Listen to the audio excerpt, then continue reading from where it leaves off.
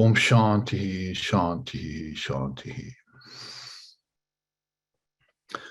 It is the apt and final conclusion of the Vedanta that all is Brahman. Time, space, living beings, and the world. Living in constant recognition of this fact is what is called enlightenment. Brahman is pure and perfect, and one without a second. And the revealed scriptures are the sure and certain proof of this fact. Om, peace, peace, peace. May peace be unto us. May peace be unto all. Om, Hari Om, Hari Om, Hari Om, Tat Sat Om.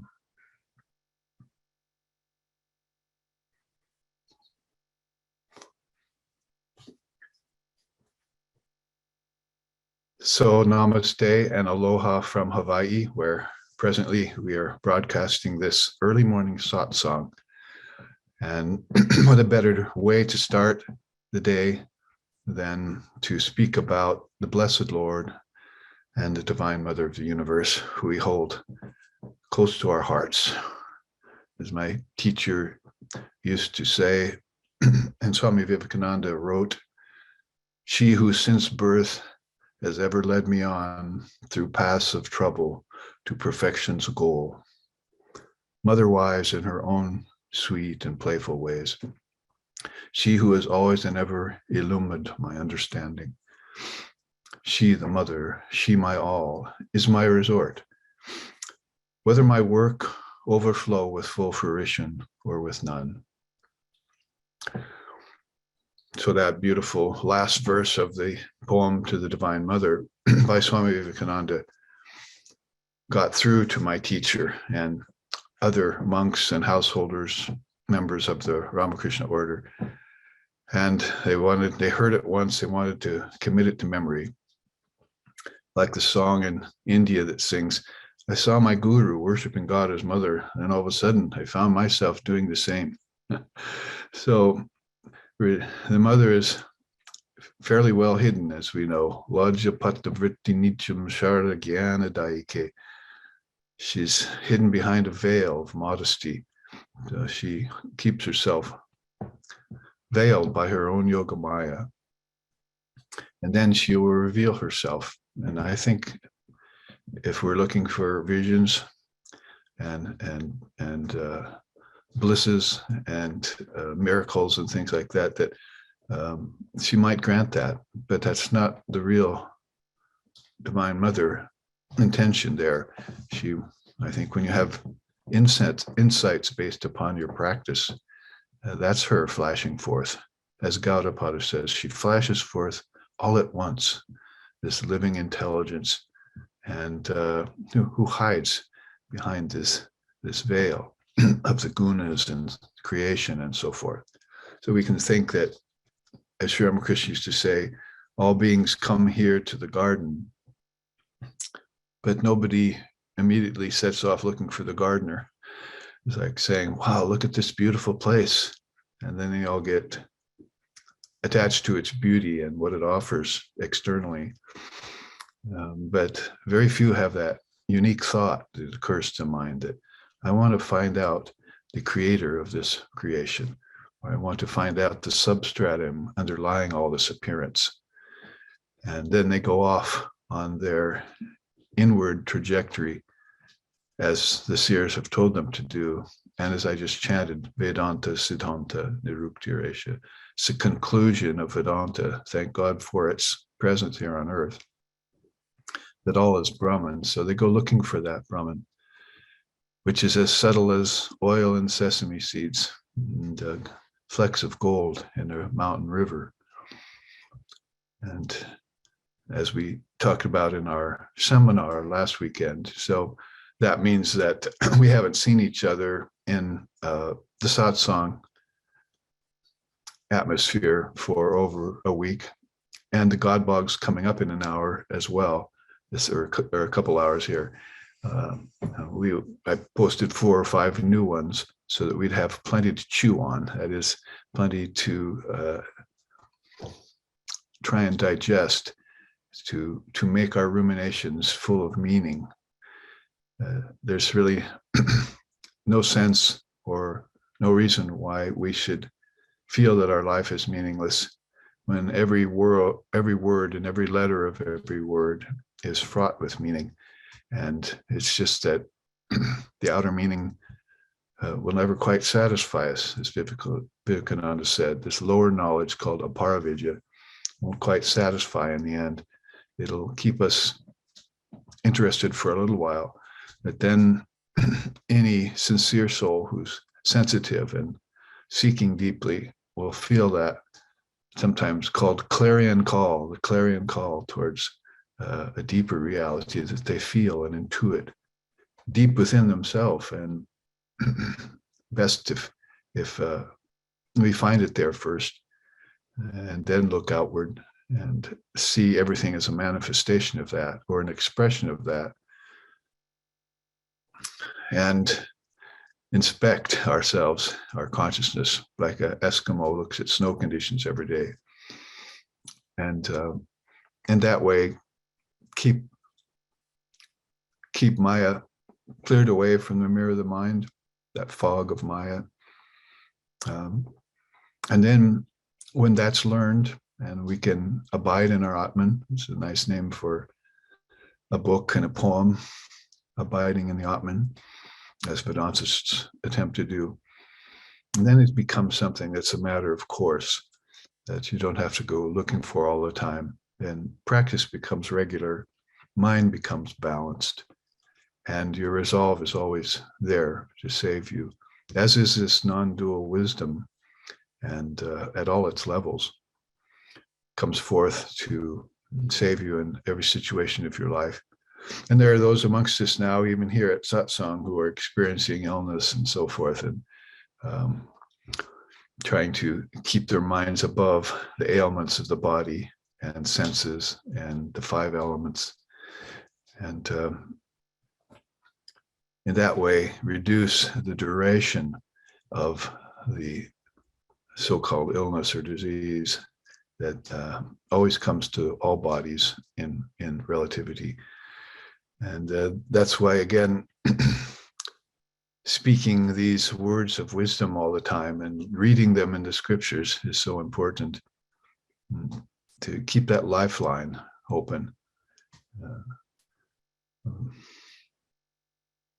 Man should not eat to live, man should live to eat. Or the opposite, maybe. Man should not live to eat, man should eat to live. So if you can compare those, basically, we're not born just to enjoy the senses, but to keep ourselves alive so that we can find this divine being that's playing hide and seek with us, and tear off the veils and coverings, and have that darshan, they call a nice word in Sanskrit, have that darshan with the divine being.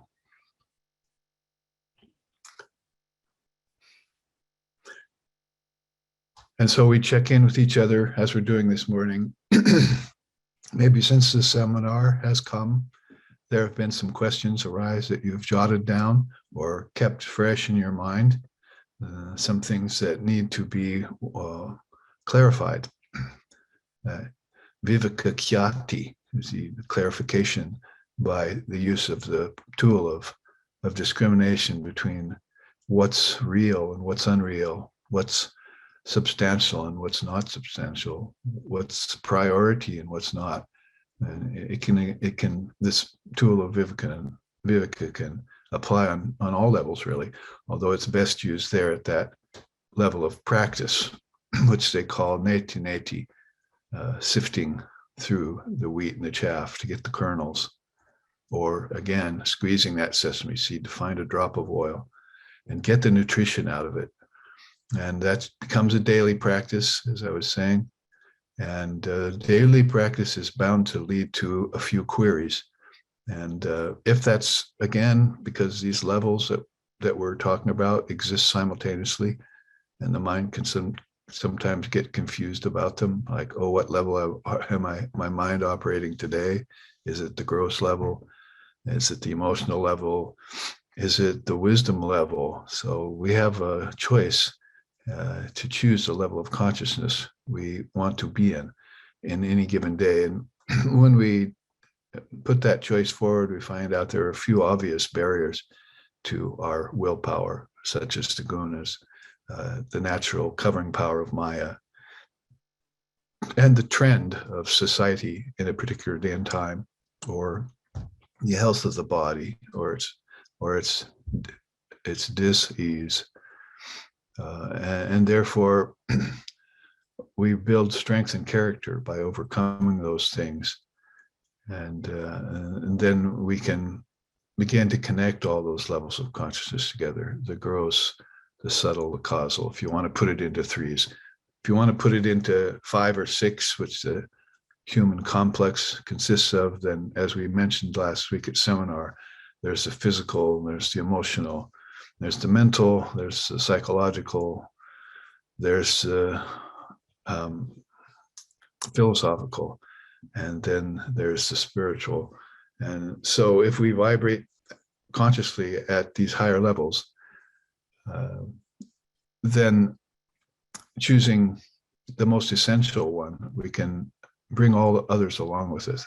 It's sort of like the 5 different main darshanas in India. Some people worship the mother if they can find her or have that special attraction to her. And some worship Vishnu, some worship Shiva, some worship Ganesha. Surya, the sun god, is there. Om Namo Narayana, Surya Narayan. We salute the sun god each day because he gives us our flood of days. Hundreds and thousands of days go by with his blessing.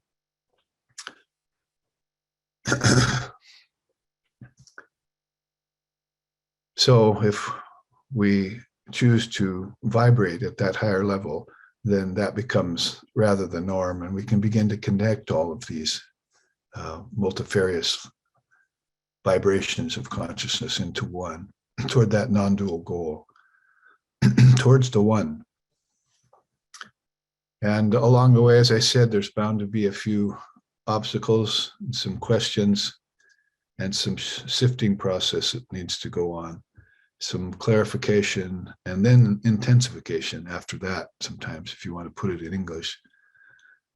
So maybe somebody can offer something here for us to consider and do our manana, that is, rolling these things over in our higher mind, because we know there's plenty of things to brood on if people want to camp out there at the lower vibration.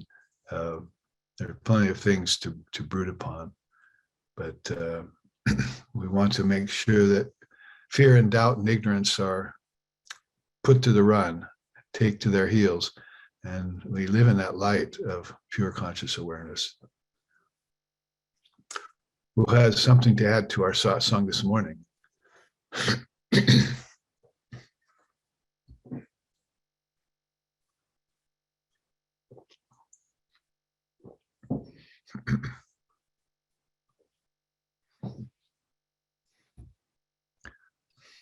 Yes, Pat. Namaste, Babaji. Namaste. I've been thinking, and you sort of touched on it with discussion about the senses and Maya, and it seems to me that that's what causes Maya to be Maya with the senses is one's attachment to any one of the senses, and that on the other side of that, God can actually be seen through any one of the senses, if that attachment goes. I mean, I'm sure it's more complicated than that, but that's kind of what I'm thinking right now as I'm starting out. And it just seems to me like if, for instance, you just take, I think I remember reading in Footfalls, like if you looked at the senses in one way, they were sheaths, but from the perspective of the Atman, they're koshas, which is sort of seemed like one was an illusion and hindering, and the other one was a revelatory. In other words, touching something, it's not me in the sense of an ego or an I that's touching that, but rather touching is happening. There's this thing that's occurring here. This that's intelligence just there, and that's the actual manifestation or expression of it, is the touch, or the light is what we see, and we see all things by the lights, but I am the lights. And so it's just sort of like putting a spin on that, and I was wondering if that sounds cogent or.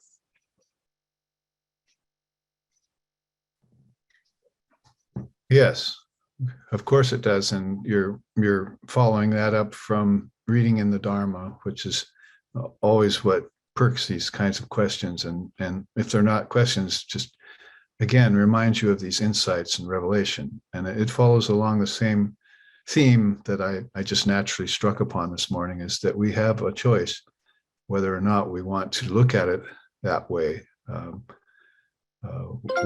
We can call this body, a limiting sheath, or we can call it a kosha, a container, a temple of the Lord, as Jesus was apt to put it.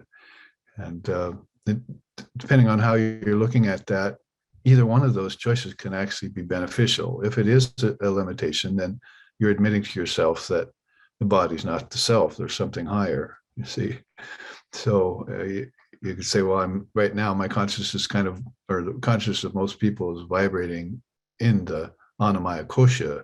Their concern is Annam, food, sustenance. And maybe they don't know it, or maybe some of them do, that they're eating all the time. Their life force is living on other things like the elements, water, sunlight. Their minds are also trying to sustain itself by thoughts, and the thoughts, of course, run the gamut between positive and negative and mixed. And then, of course, there's this missing element of philosophical nourishment that we're trying to encourage people to go after. And psychological too, particularly if you can put that in terms of the 8 limbs yoga psychology, which will be extremely beneficial, and which people are slowly beginning to wake up to, even seeing signs of, or hearing signs of the fact that people who have been pretty much focused on hatha and physical for 10, 20 years or longer are beginning to now feel that, well, maybe I have that grounding now, I need to move on. Yoga is more than that. And then when they do, they'll find these people who have been centering themselves in yoga psychology for that many years or more, decades. And those people had found other people like their gurus who had been steeped in abiding in the Atman, as we just said, in yoga, like my teacher had for 70 or 80 years by the time I even found him. So all of this presents this choice to us, and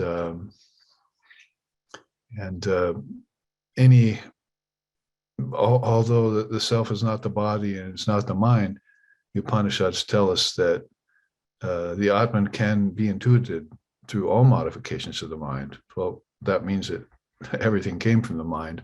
So all of those are modifications of the mind. That is air, earth, fire, water, ether, that people are playing in the fields of the Lord on the physical level alone. Those are also Atman. That's why I just chanted that. It's the conclusion, Siddhanta of Vedanta, that all is Brahman. Naive people might see a tiger come out of the woods and go and rush, oh, hi, Brahman, I want to hug you. So Sri Ramakrishna used to say that, just because the Atman is there, you would not want to run up and hug the tiger. So you have to have even basic discrimination around great sayings that are non-dual like that before you can withdraw from the 5 elements. In the meantime, you're using them for your practical existence, everyday existence, and finding out how to deal with them. Like when there's imbalance in the body, like diseases and so forth, you find out how to see that and look at it. It's just of the body. It's if my kosha is ailing, but it's nothing. It's nothing really. I'll get over that, and keep your mind on the greatest healer, which is Divine Mother Shakti, who can work miracles in that way. And basically, I actually dreamed that last night. That I was thinking the difference between sin, the idea of sin as a black mark on the soul, but the way the yogis look at that is just a granthi. It's just a knot in the channels. Nadis are channels, right? And there are three main ones going up the center, the sushumna, the ida, and the pingala going around the sushumna. And you might say the main blocks there are attachment to earth and rebirth.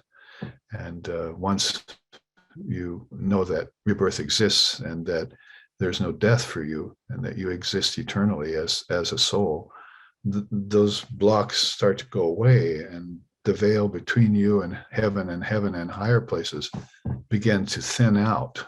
The curtain of nescience, they call that. So you see how it's all just really done by the thought process of the mind. If everything comes out of the mind, then the mind knows it all, and it should also be able to heal it all. And by just thinking in terms of opening the path to the light.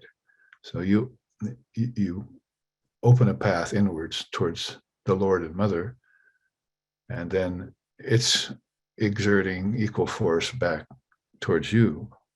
So there's an upward force and a downward force, sort of like the two triangles put together, you see. So that was a symbol that Sri Aurobindo took for his integral yoga. So there's always the Lord, as it were, if you want to put it in terms of anthropological things, then you're looking at this force coming down, and then your aspiration is that force moving up towards it. And then they meet there in that center. And there's a space there, right, in the center, in the heart, where all the subtle nerve endings meet, like the spokes of a chariot wheel at the hub, as the Shvetashvatara Upanishad says. So you have to find a meeting place for yourself and the spirit. And you take everything up there with you. You don't drag the spirit back down to you. In that case, you're wanting to transcend attachment to the five elements, transcend the body with all its problems, transcend the six types of transformations: birth, growth, disease, old age, decay, and death. Krishna even says part of the wisdom process is to actually see evil in birth, growth, disease, old age, decay, and death. He doesn't pamper it, our minds with that. So we have to start thinking even in terms of birth as being fraught with evil. It brings all these evils into that are body oriented into the picture. But again, the difference between sin and between opening up channels is a beautiful one to contemplate. Is these knots, you just untie them with your own thought process. Maybe bring some prana there first, as we've been talking about a lot, life force, and raise that, let that lead you to the Kundalini Shakti, who can then accomplish all these miracles within you. And miracles here meaning, of course, the real miracles of transformation, which lifts you up and off of attachment to the worlds of name and form and time and space, leading to karma. That five is called Maya. Before Swami Vivekananda came, people in the West heard the word Maya for the first time. It was being bantered about as meaning illusion, But Swamiji then wrote a paper, or gave a talk that turned into a paper later called Maya dash a statement of fact. So he didn't want to look at it as illusion and try and pretend it away, like the Mayavadins and so forth, and then just kind of jump ship and leave everyone devil take the hindmost kind of scenario. But I wanted to look at this as a statement of fact in front of you now. You've taken a body, it's got karma. Karma is built into the package, and all of this is a manifestation of the mind. And you should learn how to reverse the mind's process. That's called involution. And don't just go flowing outward toward the ocean of suffering. That's called samsara pragbara, one of the earliest teachings of a great soul that saw the two streams. Kaivalya pragbara was the inward stream towards Kaivalya, which is liberation from name and form. And samsara pragbara was the souls who were flowing outward always. And when they did go inward, it wasn't a matter of their own conscious choice. Death made them do it. And a few souls had the experience of dying and then being there again. I thought I died, here I am. You see, enough of that show and tell of birth and death in the kindergarten of spirituality showed them that there must be an ever-present presence, something that's always there, that I'm being born out of and dissolving back into. What is that? And if it was the mind, then where does the mind get its life? And the whole seeking of origins, utpatti, began in earnest. And only to find, right on down to your question here, your remarks, that Brahman was in everything. It was there in the sense of touch, for instance. You mentioned, priya moda pramoda. I see something, I want it, and I possess it. Priya means it's dear. I see something that's dear. Well, people see things that are dear that really shouldn't be touched. You see, like one of our God blogs is, walking on a river of crow droppings. Right, this is the last one I put out. People are grabbing for things like crow droppings by the side of the path. Why would you want that? So things that seem dear to them aren't so dear, are they? And they turn out that way later, and then they don't learn their lesson, Holy Mother says. That's the most amazing things he ever saw, was people suffering and not changing things so that they wouldn't do that act that made them suffer again. So they were in this, these bad habits of that. So anyway, priya is dear, and then pramoda, moda, you go after it and to possess it, like to touch it or to see it or to taste it or to smell it. And then you have it for your own finding. And then, if it truly was dear, like the Lord, wow. And he's just accomplished the end of all lives in ignorance. You just snapped the chain of birth and death right there. You did it. And you're now that, you see. You're now that great soul, Tat.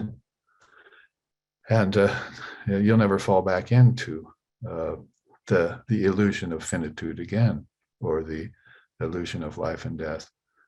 You'll always be its observer, should you take body, or if you did venture out of this high-minded thinking to visit other vibrations, it would be to help people.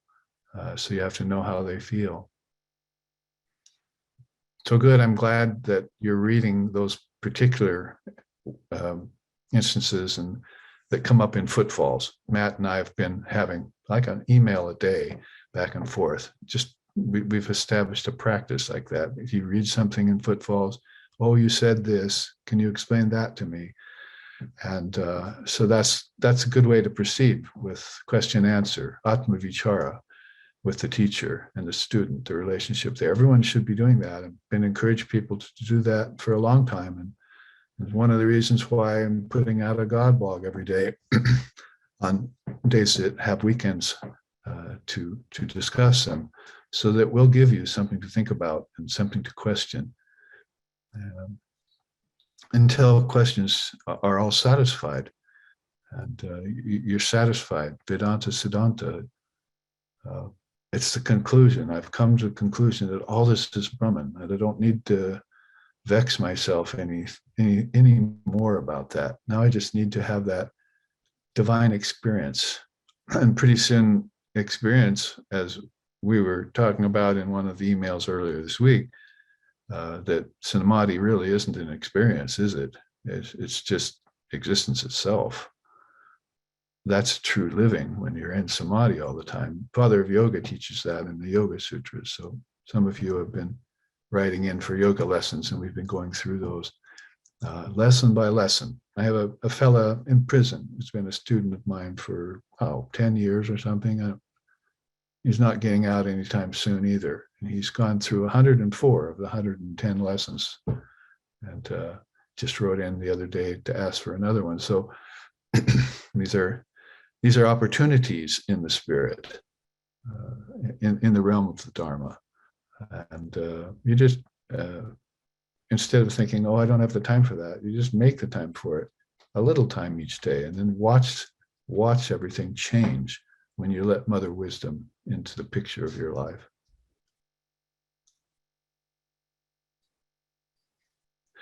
Sorry for the long answer, but I'm very enthused about this and always have been. I started a seminar last week about that when I saw that enthusiasm in Lex Hickson, our founder, then I knew I'd found a kindred soul, a kindler soul. I found another person like myself and who was older and wiser than I was. And that at that point, my life really began, that the purpose for my life really began.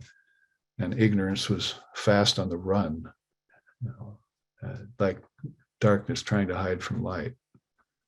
So we have a choice for this. And then we have the ability to increase our mind's capacity to know Brahman. May our bodies experience perfect health. May our minds expand in their ability to know Brahman, and may our life force flow unimpeded. So we get that life force going, and we break these nadis. And those things that we thought were sins, they weren't. They were just blockages along the way. Because the soul, the Atman, is perfect, and we are that.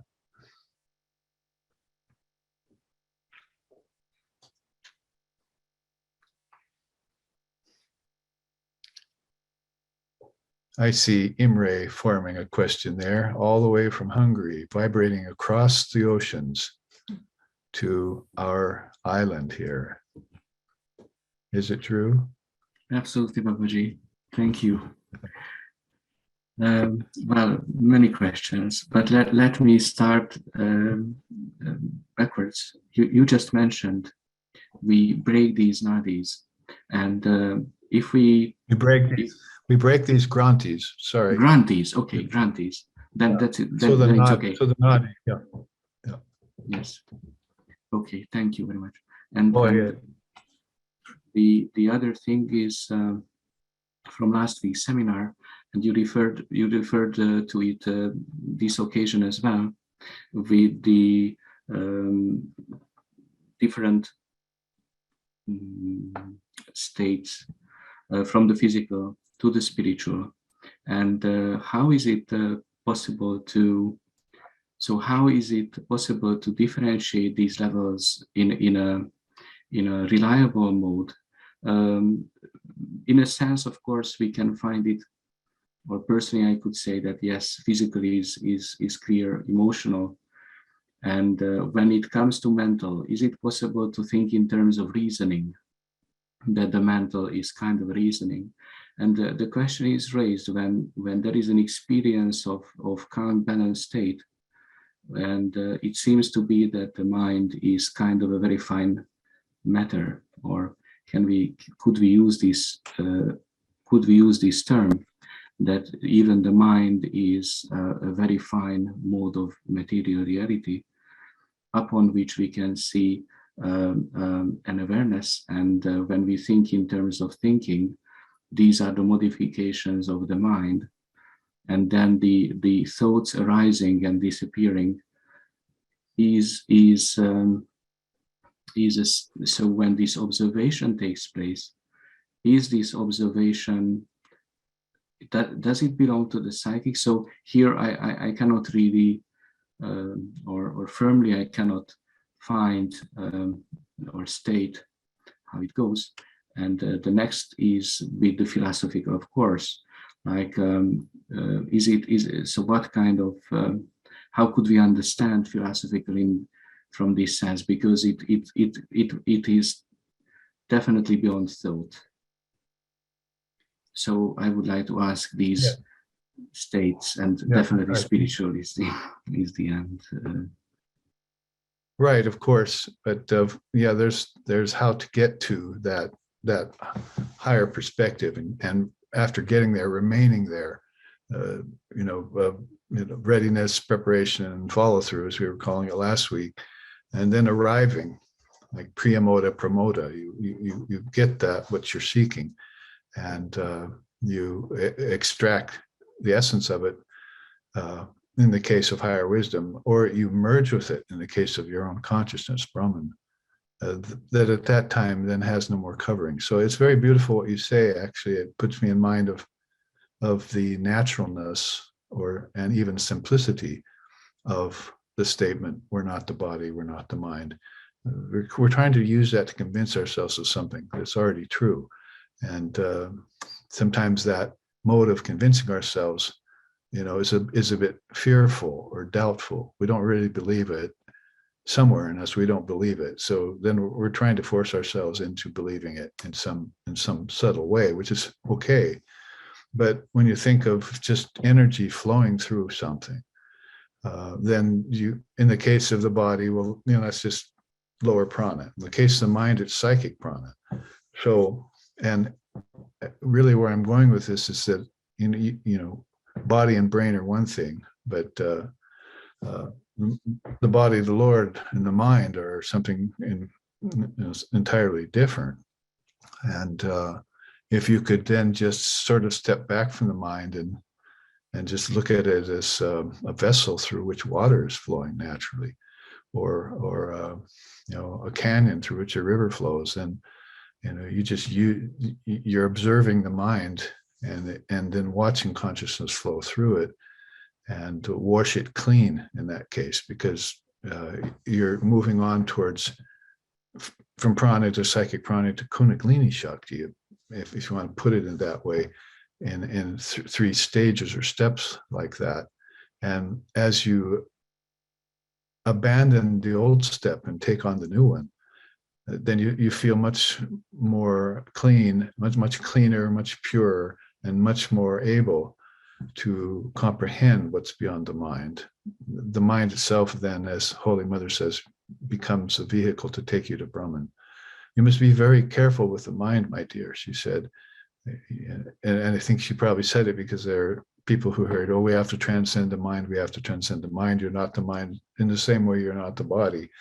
But what she was then saying is that, take that step-by-step practical approach and open the mind, the nadis in the mind, and let that pure healing power of psychic prana and Shakti, divested of its weights, like a hot air balloon of its sandbags, and then just watch that flow and clean all the channels inside of you, like just sitting up beside the river and watching the water just flow by in a nice meditation. And do it all in peace, and the nectar of naturalness, will then, the idea of the nectar of naturalness will then dawn upon the mind, and you can develop a witness consciousness which is long-lived, and not just get an insight or a brief glimpse like people are doing, and then fall back into old modes, whereas water is swept away into some muddy side stream, or some brook or creek, that is stopped up, it's not flowing anymore, into a swamp, even in the case of some, back to the old, the lower regions of the mind, where again brooding and doubt and fear are the normal fare, the normal course of things. So I think, again, since the theme today kind of has been, this Brahman is in everything, and we have a will to see it that way, and a choice to make in order to make it so. Vivekananda used to say, if I think it, it'll be so. I mean, he was very, very clear about this power of his pure mind to make changes anywhere. He used to say things like that. He says, if we're Vedantists, then it should be our power with the Vedanta behind us to heal anything, to open any blockage, and go forth, and then with the power of that Vedantic thinking fully realized in us, pierce through all the veils, open up all the channels, and live as Brahman. Because Brahman is in everything, then it should be that it's manifested most in mankind. There's where you'll see it in the highest degree, in like our realized souls we've seen come to earth. So that's what you put me in mind of when you talk in that way, and it needs to be nurtured a little bit at first, this natural state. But when you fall in step with it, it's just like, starting out a path and you're unsure where it's going to lead, and it's hard and rocky and it's hilly, and you're not certain that you even want to turn back and so forth. But once you really commit yourself and get along the path, and all the beauties of the path open up, all the sights and sounds and smells and everything, you feel free of divested of all those weights back in the world before you began the path, and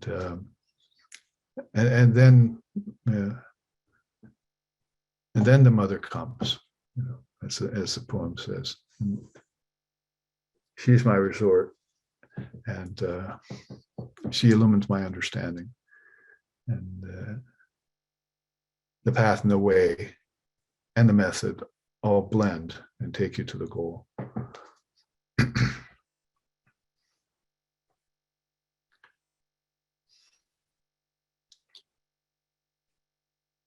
So if everything's a sheath, then back to Matt, what Matt was talking about, the 5 sheaths, which we looked at first thing in the seminar last time. It's the old standby way of looking at things. What easier way is it to convince people who have been born thinking they're the body, and then to tell them that, that's the first sheath that consciousness visits, or maybe the last, depending on if you're talking evolution or involution, whichever direction you're pointed. But then what infills the body is the prana, maya kosha, that sheath. And what infills those two is the mind, maya kosha. And what infills those 3 is the intelligence, the vijnana maya kosha. And those 4 are all permeated through and through with the self. And it may still be the small self, because it's still a sheath.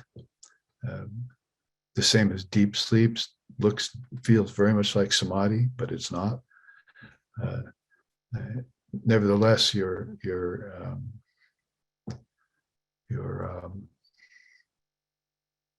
have found a way to express and understand how the play of Maya works, and how the soul gets into it and covers itself with these wrappings. These 5 levels of vibration, or spandas, and all the worlds that come out of them, out of this play of veiling. We can talk about the veiling powers, something that we have to be careful of for aspirants, and we have to see through it, perceive it, see it as it really is. But then if you look at it from another direction, you can see that it's the Atman just playing hide and seek with itself, as I said. I want to wrap myself up in these 5 things and see if I can get out. I remember we did that as kids, like these huge boxes with appliances in them would come. Take the appliance out. We didn't give that to our mother. We didn't care for that. We wanted the box. So we put like 5 or 6 of these boxes together in the backyard, cut open doors inside of each one. We would have this whole palace of boxes back there. We have so much fun in there, hiding ourselves and escaping from everyone else in the neighborhood. Our mother couldn't even find us, So, I mean, the soul is always very good at covering itself and playing with itself, and then, punching its way out of that wet paper box and coming out in the sunshine again.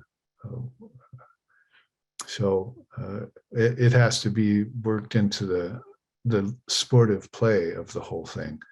Is that, too much talk about Maya makes Jack a dull boy, you see. So I have to think about it in terms of Sri Krishna. This has been a sportive play of my life.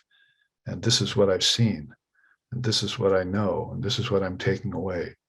And the main takeaway of it all is that it was all a play. And my soul engaged in it. And now my play is over, as Sri Krishna said at the end of his life. My play is over. My life in the current of time is coming to an end. And there should be no fear or trepidation about that, because you were sporting away from home. You were just playing hide and seek for a while.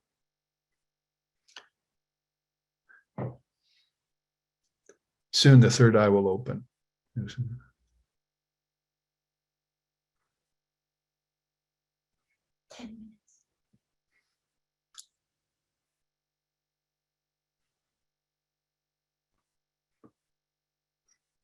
Utkramantan stiti vapi bunjanam. Very few see that the self playing, because it comes and it goes and it stays. But very few see that. But they see who possess the eye of wisdom. Vimuda nanupashanti jnana chakshusha. Jnana chakshu. Jnana, the third eye, and then chakshu, to see the wisdom eye. And they see him come and go and stay and play, who possess a third eye of wisdom. So that's why we open these nadis. Any granthis in the way. A granthi in the way of that would be our attachment to lower knowledge. Lower knowledge is good for a time. Duty is good for a time. But then it becomes old and restricting, and we come toward the end of our life and we're still bound down by those kinds of things, job and work and sense of duty and all that.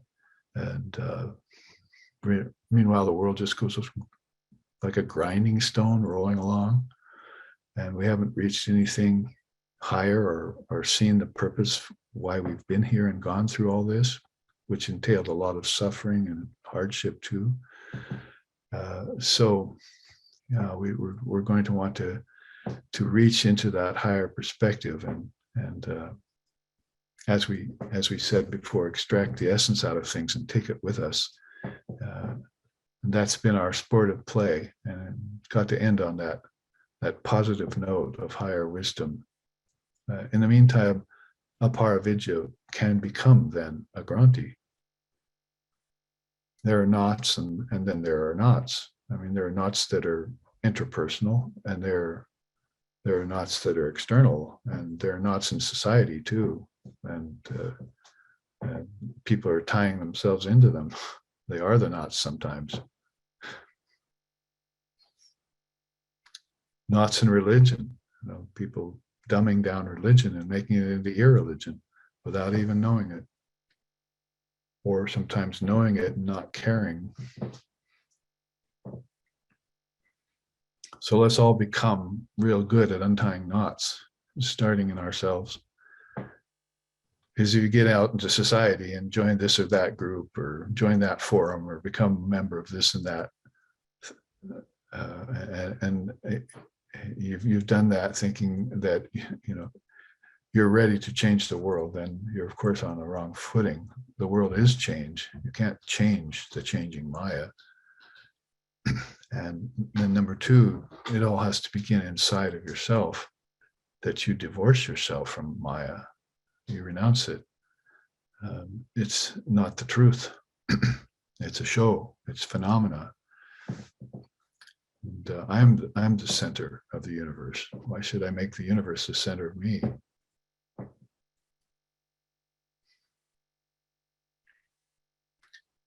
the universe just comes and goes. And so, yeah,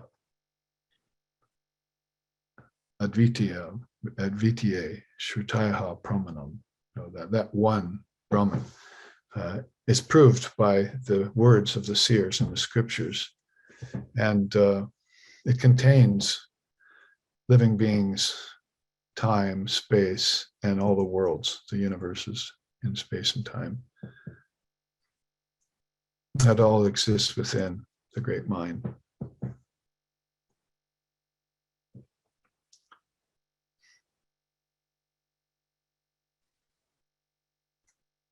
Six. So we have time for one more foray into the realm of Atma Vichara, questioning about the nature of things.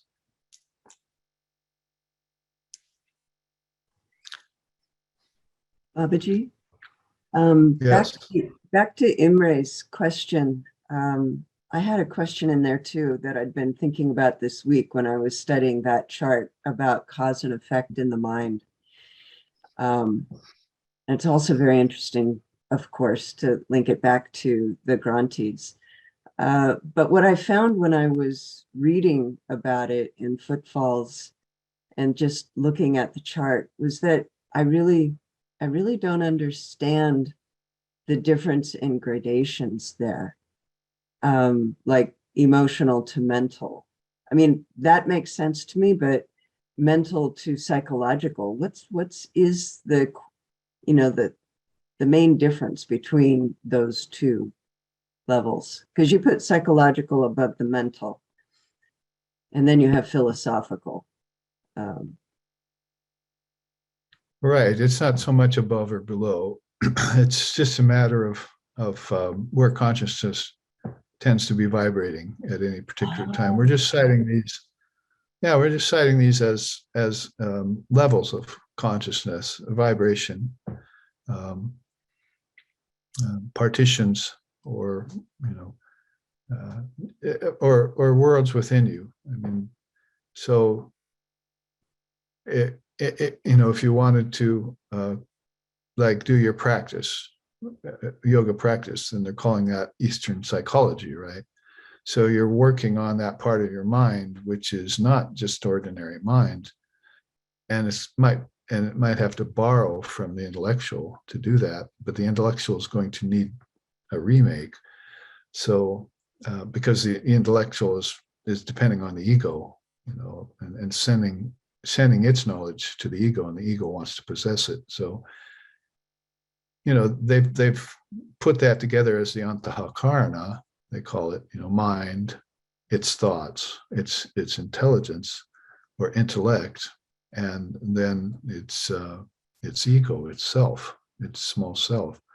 So they proportion it into a fourfold mind now.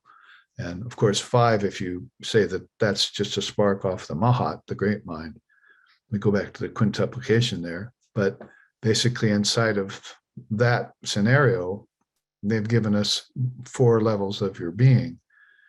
And then another time they've covered that with 5 sheaths, and then, that correspond, physical to physical, and life force, to emotional. And so if you can make all these connections, but it's more that where consciousness is going to vibrate.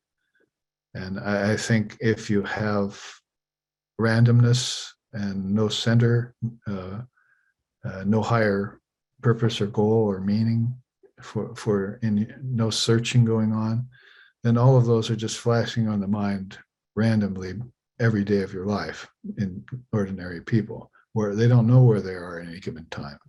Well, they know that they got really mad at somebody cutting them off on the road and, in the highway in a car, and shook their fist at them. And all of a sudden they visited the emotional level, and then that was gone when they forgot about it. And they went back to the ordinary mind, mundane level.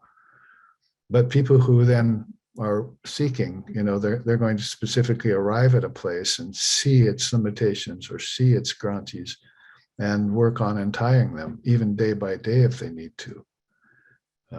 sadhana does that, of course, at a higher level. That'll work at the intellectual, psychological level. But other things like morality and ethics, they're working at the level of emotions and the level of mind, mental, and then your exercise regimens are working pretty much at the level of physical only, maybe with a little bit into the prana, the pranayama, into the realm of life force, although most people aren't separating the two and seeing, understanding the power of the prana in them. Because if they did, then that emotional level would be healed. If they got a hold of their prana, they wouldn't fall into anger or other passions if they had the prana flowing properly. The uneven flow of prana is responsible for so much problem in the minds, human beings on earth. Nowadays, it's become more pronounced. The emotional has become more pronounced.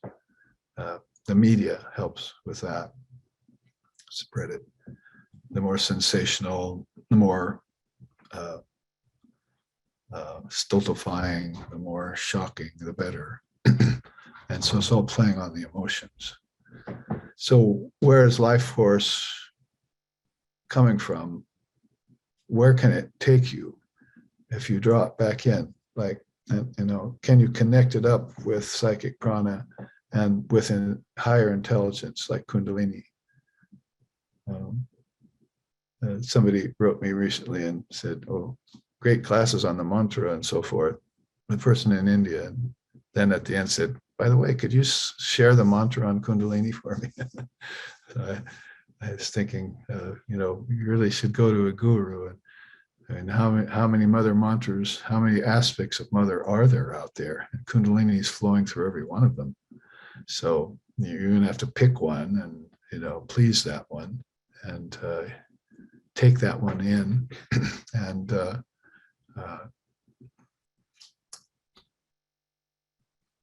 well, I couldn't really share with her my mantra given to me by my guru.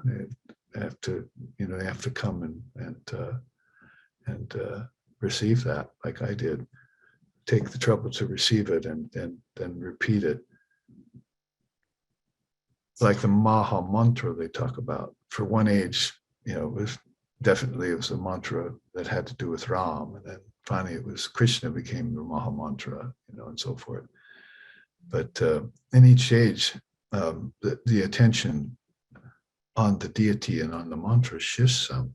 And if you're staying current with that, then you in an age like this, the Kali Yuga, you'd have to look for that being or those beings that are representing Mother Kali and the Divine Mother of the universe, and find the mantra that they're using and that they're giving out to stave off the obstacles and problems and heavy weights of the Kali Yuga.